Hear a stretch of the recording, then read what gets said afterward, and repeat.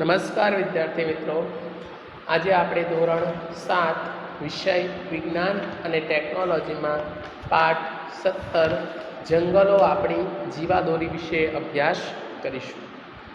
ગયા વિડીયોની અંદર આપણે પાઠની શરૂઆત કરી હતી.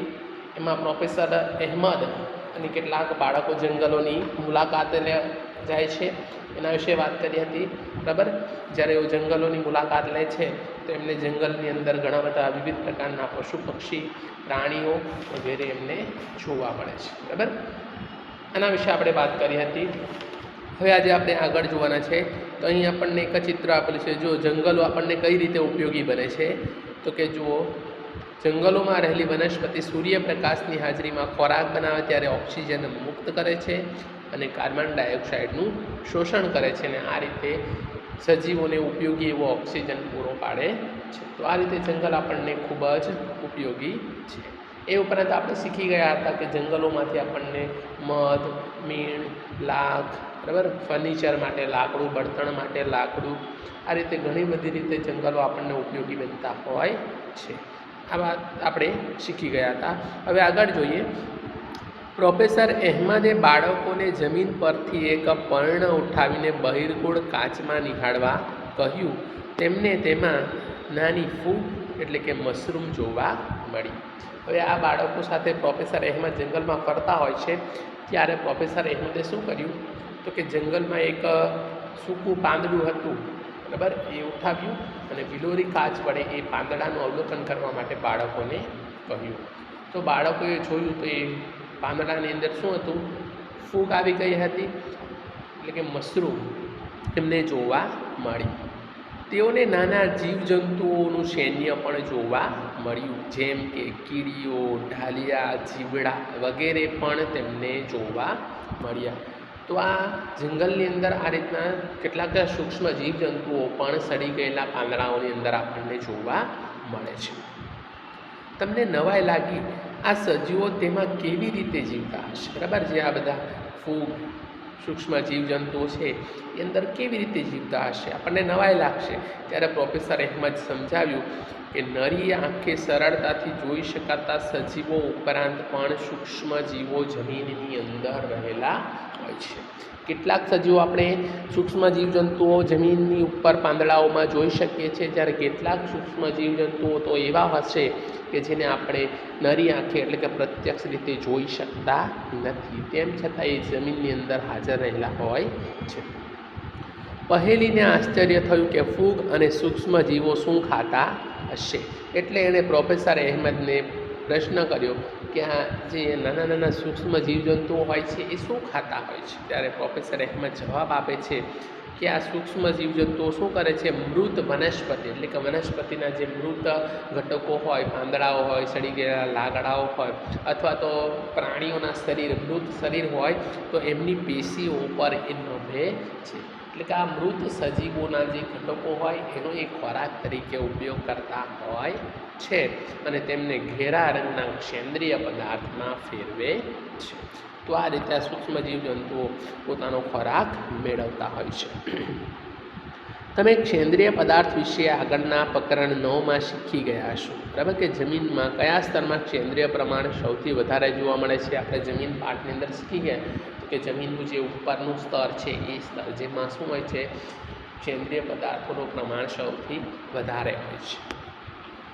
સૂક્ષ્મ જીવો કે જે મૃત વનસ્પતિ અને પ્રાણીઓને કાળા સેન્દ્રિય પદાર્થોમાં ફેરવે છે તેને વિઘટકો કહે છે. બરાબર, તો આ જે સૂક્ષ્મ જીવજંતુઓ છે, બરાબર, એ સડી વનસ્પતિ કે પ્રાણીઓના જે ઘટકો છે ને શું કરે છે, સેન્દ્રિય પદાર્થમાં ફેરવે છે. તો આ સેન્દ્રિય પદાર્થમાં ફેરવનારા જે સૂક્ષ્મ જીવજંતુઓ છે એને વિઘટકો તરીકે ઓળખવામાં આવે છે.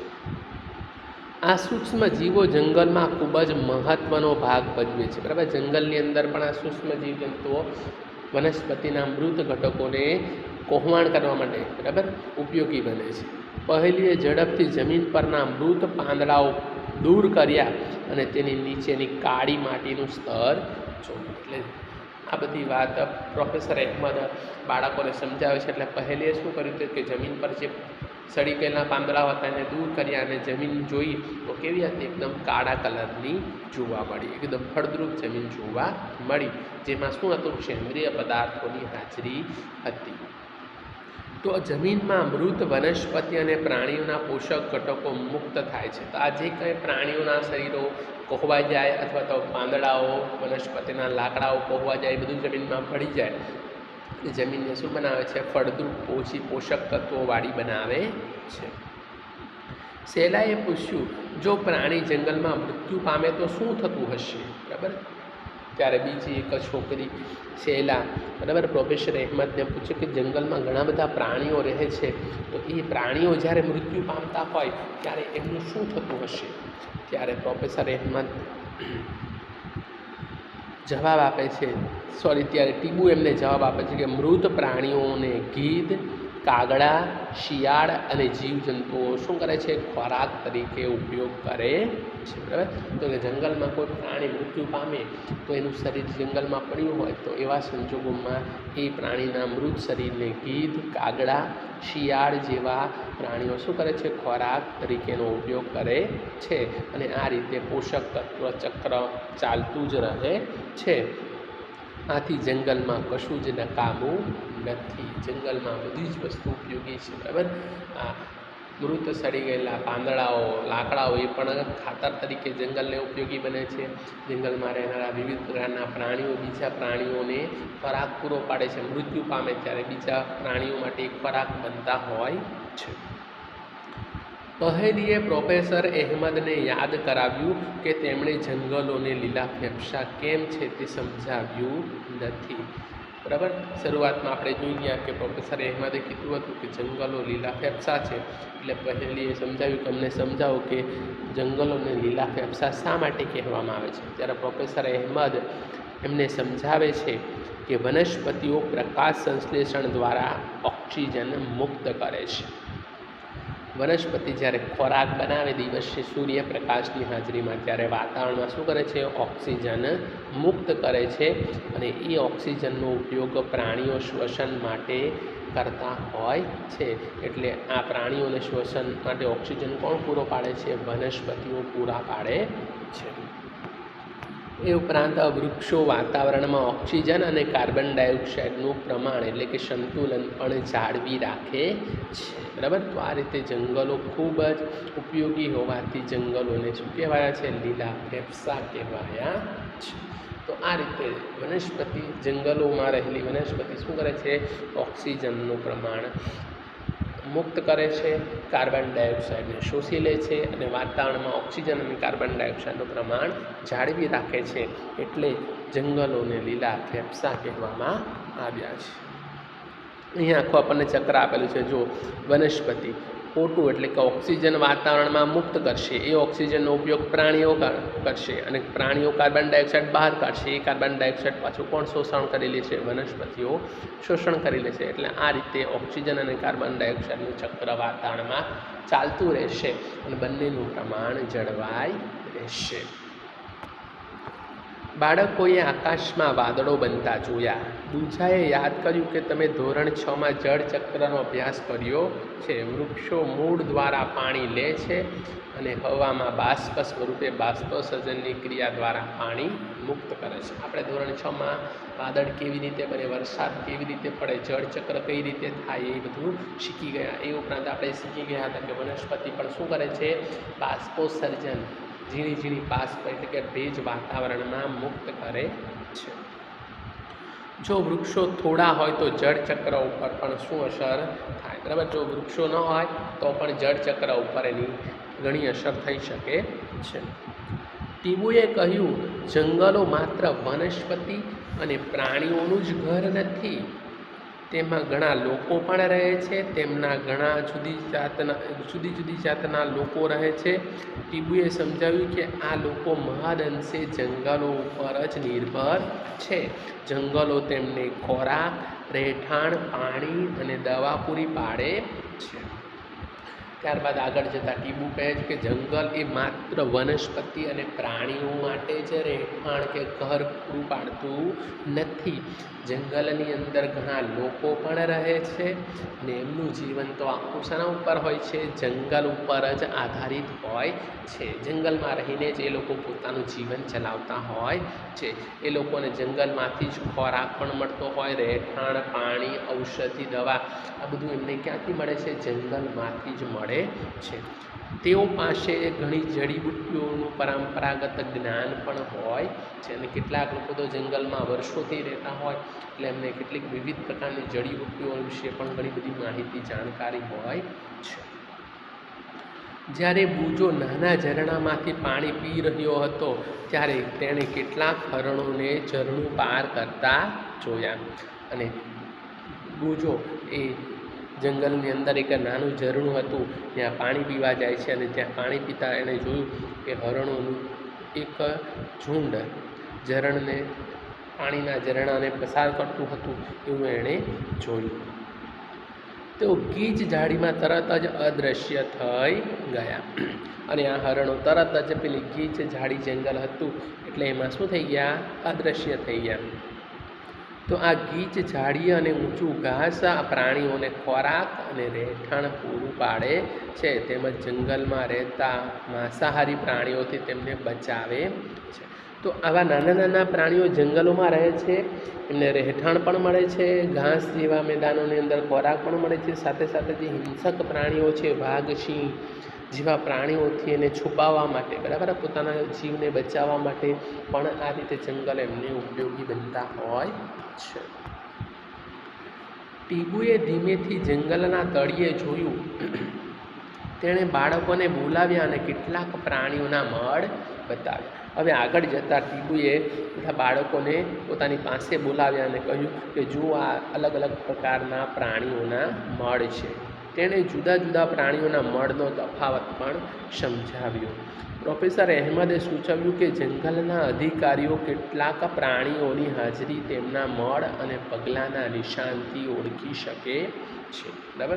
ત્યારે પ્રોફેસર અહેમદ એમને કહે છે કે જંગલમાં કયા કયા પ્રાણીઓ છે આપણે ન જોયા હોય છતાં એમના પગલાં જંગલોમાં પડેલા હોય અથવા તો એમનો મળ પડેલો હોય તો એના આધારે પણ જંગલના અધિકારીઓ એ જંગલમાં કયા કયા પ્રાણીઓ રહે છે એની જાણકારી મેળવતા હોય છે. બુજાએ બધાને બોલાવ્યા અને એક મોટા પ્રાણીના મળનો સડી ગયેલો ઢગલો બતાવ્યો. જ્યારે બુજાએ એક મોટો પ્રાણીનો મળનો ઢગલો બતાવ્યો, તેમાંથી કેટલાક ઢાલિયા, જીવડા અને ઈયળો શું કરતા હતા? ખોરાક મેળવતા હતા, બરાબર. તો જો આ જંગલની અંદર રહેલા પ્રાણીઓના મળની અંદર પણ કેટલાક સજીવો શું કરતા હોય છે? અંદરથી ખોરાક મેળવતા હોય છે. તેમાંથી બીજાંકુરિત વિકસી રહ્યા હતા જે જુદા જુદા છોડ અને ક્ષૂપના હતા અને એ મળના ડગલામાંથી કેટલાક નવા છોડના બીજો વિકસી રહ્યા હતા. પ્રાણીઓ પણ કેટલીક વનસ્પતિના બીજનો ફેલાવવા માટે અગત્યનો ભાગ ભજવે છે. તો આ રીતે જંગલમાં રહેનારા પ્રાણીઓ એક જગ્યાએથી ખોરાક લઈને ફરતા ફરતા ગમે જ્યાં એ શું કરશે? મળનો ત્યાગ કરશે તો ત્યાં પણ પાછા બીજા નવા વનસ્પતિઓ શું થતા હોય છે?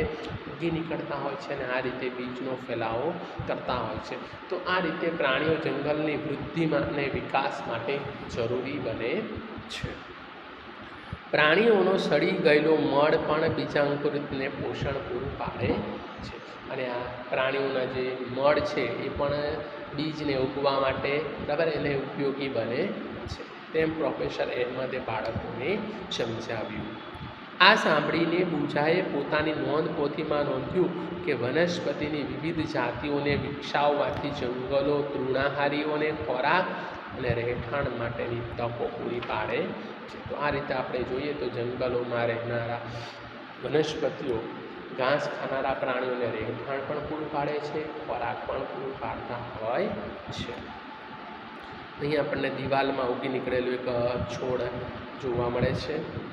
તૃણાહારોની વધુ સંખ્યા એટલે માંસાહાર માટે ખોરાકનો વધુ. જંગલોમાં જેટલા નાના નાના ઘાસ ખાનારા પ્રાણીઓ વધારે હશે તો એનાથી શું થશે? હિંસક પ્રાણીઓને પણ પૂરતો ખોરાક મળી રહેશે. તો આ રીતે જોઈએ તો પ્રાણીઓની વિવિધતા એ જંગલની વૃદ્ધિ અને પુનર્વિકાસ માટે જરૂરી છે. તો આ રીતે જંગલોમાં બધા જ પ્રાણીઓ એકબીજા ઉપર નિર્ભર છે. તેથી કીધું છે કે વિઘટકો પોષક તત્વોનો પુરવઠો જંગલના વૃક્ષોને પૂરો પાડવામાં સહાય કરે છે. તેથી જંગલ એક ગતિશીલ જૈવિક અસ્તિત્વથી ભરપૂર છે. એટલે આમ જોઈએ તો જંગલમાં રહેલી બધી જ વિવિધતા એકબીજા માટે ખૂબ જ ઉપયોગી છે. અહીં આપણને વરસાદ કેવી રીતે પડે છે તેની ફોટો આપ્યો છે, બરાબર. બપોર થવા આવી અને બાળકો પાછા જવા નીકળ્યા, બરાબર. બપોરનો સમય થઈ ગયો, જંગલમાં ફરતા ફરતા, એટલે હવે બાળકો શું કરે છે, પાછા જવા માટે ફરે છે. ટીબુએ પાછા જવા માટે બીજો રસ્તો બતાવ્યો અને હવે ધીમે ધીમે એ જંગલમાંથી બહાર નીકળવા માટેનો બીજા રસ્તાથી પસાર થવા લાગ્યા. જ્યારે તેઓ પાછા જઈ રહ્યા હતા ત્યારે વરસાદ શરૂ થયો, બરાબર. જો કે આશ્ચર્ય રીતે તેમણે જોયું કે વરસાદના ટીપા સીધા જંગલના તળિયે અથડાતા નહોતા. અને જેવા એ લોકો જંગલમાંથી પાછા ફરે છે અને અચાનક જ વરસાદ શરૂ થઈ જાય છે, બરાબર. પરંતુ એમણે જોયું કે વરસાદ શરૂ થઈ ગયો છતાં સીધું વરસાદનું પાણી જમીન પર પડતું નથી. જંગલોના સૌથી ઉપરનો વિસ્તાર એટલે છત્રછાયા, બરાબર. આ જે ઉપરનો વિસ્તાર છે, સૌપ્રથમ તો વરસાદ પડશે તો પાણી ક્યાં પડશે? જંગલોના ઉપરના તાજ એટલે કે છત્રછાયા પર પડશે. પછી પાણી સીધું ક્યાં આવશે? ધીમે ધીમે નીચે આવશે. એટલે જંગલોમાં વરસાદ પડે તો મોટાભાગનું વરસાદ ક્યાં રોકાઈ રહે છે? છત્રછાયા ઉપર રોકાઈ રહે છે. મોટાભાગનું પાણી ડાળીઓ વૃક્ષોના પ્રકાંડ દ્વારા પછી નીચે આવશે. વરસાદ પડશે તો પહેલાં ઉપરના છત્રછાયામાં પાણી ભરાશે, પછી ધીમે ધીમે ડાળીઓ થઈને થડ પરથી જમીન પર પાણી નીચે આવશે, બરાબર. એટલે સીધું પાણી જમીન પર આવીને વહી જતું નથી. ડાળીઓ પરથી ક્ષુપ અને છોડવા ઉપર પાણી ટપકે છે. તેમણે જોયું કે જમીન હજી પણ કેવી હતી? સૂકી હતી. અડધો કલાક પછી વરસાદ અટક્યો. તેમણે જોયું કે મૃત પ્રાણનો ભોંય તળિયા પરનું સ્તર હવે ભીનું લાગતું હતું, પરંતુ જંગલમાં પાણી સ્થિર નહોતું. એટલે અડધો કલાક સુધી વરસાદ પડ્યો તો એ જંગલમાં ક્યાંય આપણને પાણી દેખાયું નહીં. કારણ કે જંગલોમાં જે વરસાદ પડે છે એ વૃક્ષો ઉપર ભરાય છે, ડાળીઓ પરથી થડ પરથી નાના આમ નીચે સીધું ક્યાં જતું રહે છે? જમીન પર જતું રહે છે. ક્યાંય પાણી ફેલાતું નથી. એટલે બુજોએ વિચાર કર્યો કે જો શહેરમાં આટલો ભારે વરસાદ થયો હોત તો પૂર જાણે પાણી થઈ ગયું હોત, પણ જંગલમાં એવું જોવા મળ્યું નહીં. જો ભારે વરસાદ શહેરમાં પડ્યો હોત તો શું થાત? તો આપણે જાણીએ કે તરત જ પાણી થઈ જાય. પ્રોફેસર અહેમદે કહ્યું કે જંગલો વરસાદના પાણીના કુદરતી શોષકો તરીકે કાર્ય કરે છે. ત્યારે પ્રોફેસર અહેમદ સમજાવે છે કે જંગલો શું કરે છે? તો આ વરસાદ જે પડે છે એ પાણીનું કુદરતી રીતે શું કરે છે? એનું શોષણ કરે છે. તેઓ જમીનમાં સમગ્ર વર્ષ દરમિયાન જળ સપાટીને જાળવી રાખવામાં પણ ઉપયોગી છે.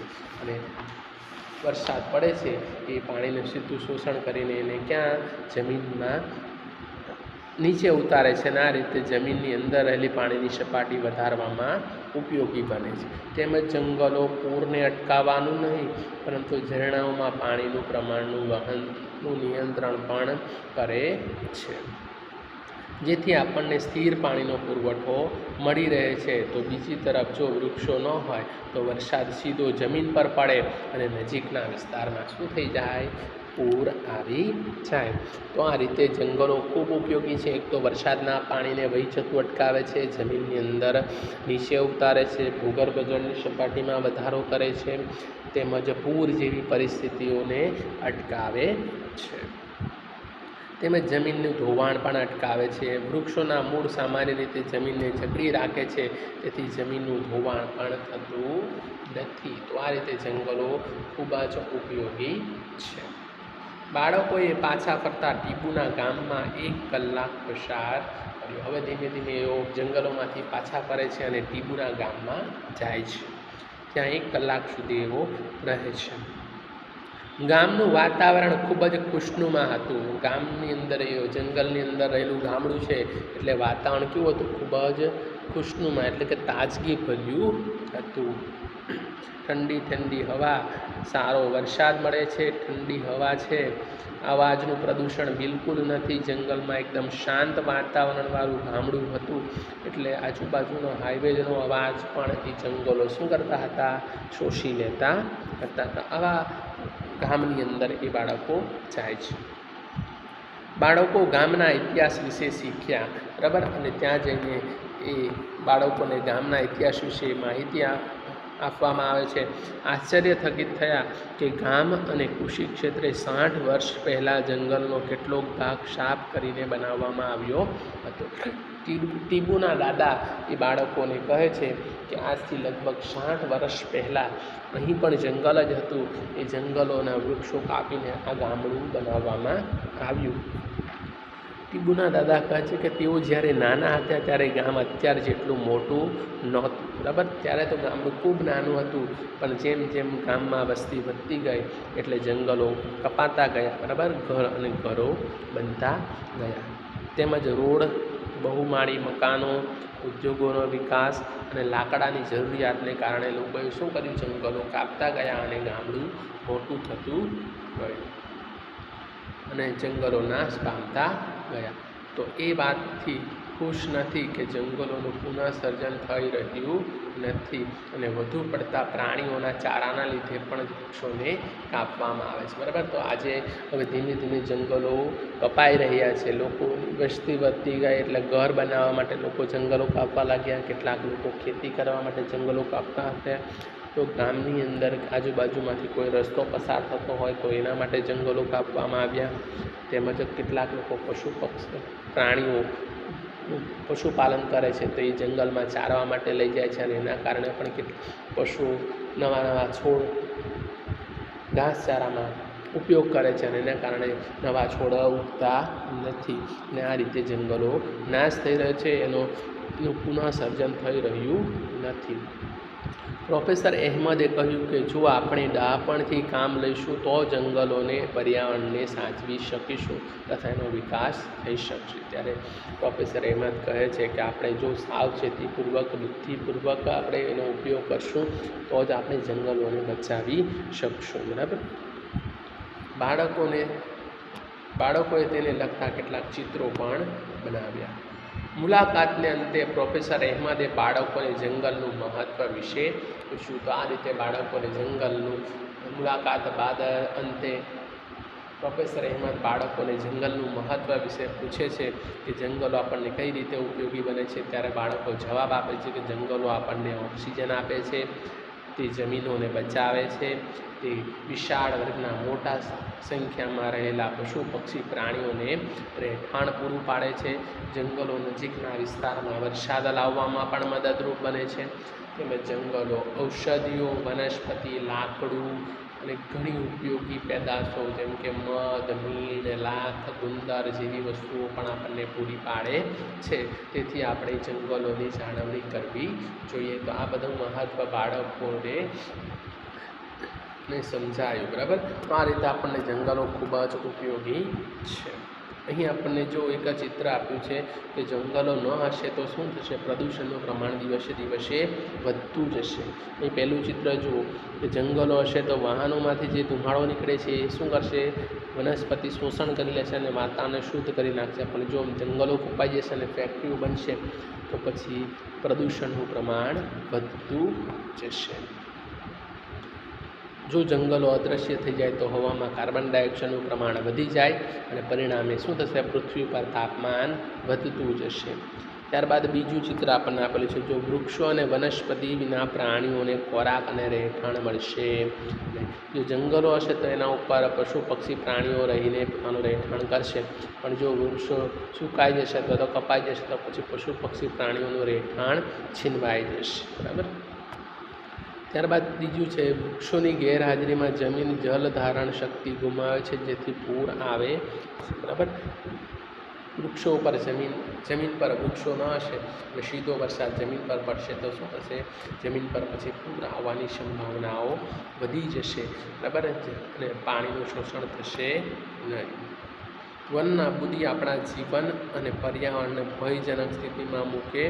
વિચારો, આપણે આપણા જંગલોને બચાવવા શું કરી શકીએ? બરાબર, તો આપણે આપણી આસપાસ શું કરવું પડશે? નવા જંગલોનું નિર્માણ થાય એ માટે વૃક્ષો વાવવા પડશે. અને જો વૃક્ષો કપાતા હોય, જંગલો કપાતા હોય તો એને અટકાવવાના પ્રયત્નો કરવા પડે તો આપણે જંગલોને બચાવી શકીશું. બરાબર, તો મિત્રો અહીંયા આપણો પાઠ પૂર્ણ થાય છે. આપણે શું શું શીખ્યા એના કેટલાક મુદ્દાઓ આપેલા છે. તો જુઓ, પહેલું, આપણે જંગલોમાંથી ઘણી બધી પેદાશ મેળવીએ છીએ. બરાબર, ત્યારબાદ જંગલો વિવિધ વનસ્પતિ, પ્રાણીઓ અને સૂક્ષ્મ જંતુઓને શું કરે છે? રહેઠાણ પૂરું પાડે છે. આવું એક તંત્ર છે. જંગલોમાં સૌથી ઉપર સ્તર વૃક્ષો, એની નીચે ક્ષુપ અને સૌથી નીચે છોડવાઓ દ્વારા બનાવવામાં આવે છે. તો જંગલની અંદર આ રીતની વિવિધ પ્રકારની વનસ્પતિ આપણને જોવા મળશે. જુદા જુદા પ્રકારના વાનસ્પતિક સ્તરો પ્રાણીઓ, પક્ષીઓ અને કીટકોને ખોરાક અને રહેઠાણ પૂરું પાડે છે. તો જંગલ પ્રાણીઓ, પક્ષીઓ, સૂક્ષ્મ જીવજંતુ દરેકને રહેઠાણ અને ખોરાક પૂરું પાડતું હોય છે. જંગલના જુદા જુદા ઘટકો એકબીજા ઉપર આધારિત છે. જંગલમાં રહેનારા બધા જ સજીવો એકબીજા ઉપર શું કરે છે? આધાર રાખે છે. જંગલોના વધતા અને બદલાતા રહે છે અને એનું પુનઃસર્જન પણ પામતા રહે છે. જંગલોમાં કેટલીક વખત નવા છોડ ઉગતા હોય છે અને એના કારણે પણ જંગલો વધતા હોય છે અને બદલાતા રહે છે. જ્યારે કેટલાક વૃક્ષો કપાઈ જાય અથવા તો સુકાઈ જાય અને નાશ થતા હોય, પરંતુ આ રીતે જંગલમાં શું કરશે? બદલાવ આવતો રહે છે. જંગલમાં જમીન, પાણી, હવા અને સજીવો વચ્ચે શું થતી હોય છે? આંતરક્રિયાઓ થતી હોય. આ બધા સજીવો એકબીજા વચ્ચે શું કરે છે? આધાર રાખે છે, આંતરક્રિયા રાખે છે. જંગલો જમીનનું ધોવાણ પણ અટકાવે છે. જંગલો જમીનની વૃદ્ધિ અને પુનઃસર્જનમાં પણ મદદરૂપ બને છે. જંગલો એ તેના ઉપર નભતા સમુદાયોનું શું છે? જીવાદોરી છે. એટલે કે જંગલ એ જંગલમાં રહેનારા વિવિધ પ્રાણીઓ માટે એક શું છે? જીવાદોરી છે. એમને જીવન માટે અગત્યનું માધ્યમ છે. અને છેલ્લું છે કે જંગલો વાતાવરણ, જળચક્ર અને હવાની ગુણવત્તાને પણ અસર કરે છે. જંગલો હોય તો આસપાસનું વાતાવરણ પણ શુદ્ધ રહે, પ્રદૂષણ પણ દૂર થાય અને જળચક્ર જાળવવામાં પણ ઉપયોગી બને છે. તો અહીં મિત્રો આ આપણો પાઠ પૂર્ણ થાય છે. બરાબર, આજે અગત્યના મુદ્દાઓની આપણે ચર્ચા કરી. તમારે નોટબુકની અંદર નોંધી લેવું અને એનું વાંચન કરવું. આભાર.